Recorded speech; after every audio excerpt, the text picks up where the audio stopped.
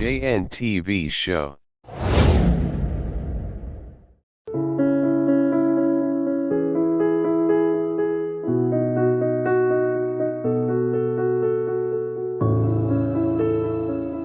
Reka nkwifuriza amahoro y'Imana dukomeje kubana kuri GNTV Show.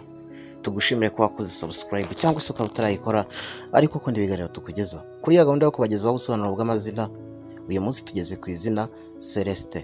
Tunashimira umukunzi wacu watubaje ubusobanuro bw'iri zina, turamukunda cyane. Celestin, izina ry'umuntu uhangayikira abandi cyane. Celestin ni izina rifite inkomoko ku Kilatini risobanura ukomoka mu ijuru. Bamwe bandika Celestine, abandi bakandika Celestino, abandi bakandika Celestin. Noneho reka turebere hamwe bimwe mu biranga ba Celestin. Celestin gakunda kuba mu myanya y'imbere, bityo gakumva ko afite inshingano ku bandi ayobora.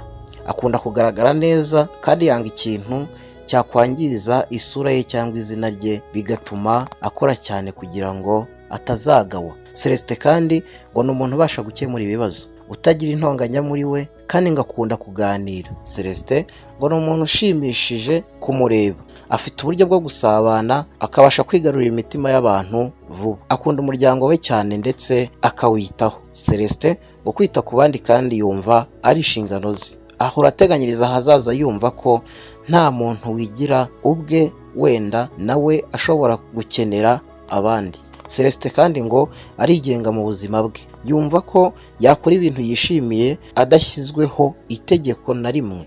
Biragoye kugira ngo Celestin ube wamushinja ubunebwe, kuko buri munsi aba ahatana kugira ngo abashe kuba umuntu wigize.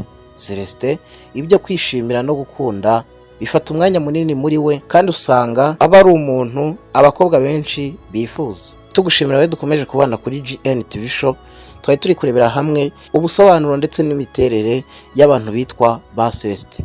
Nawe niba hari umuntu uzi witwa ko, uhere kumusangiza iyi nkuru kugira ngo yimenye kurushaho. Nawe niba hari izina wifuza ko twazagusobanurira, wabitwandikira hasi ahagenewe kwandika ibitekerezo, maze tukazagusubiza twifashishije ubushakashatsi.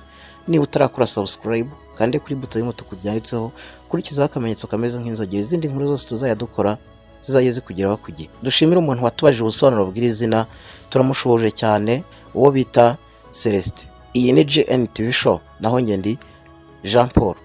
Turabashimiye.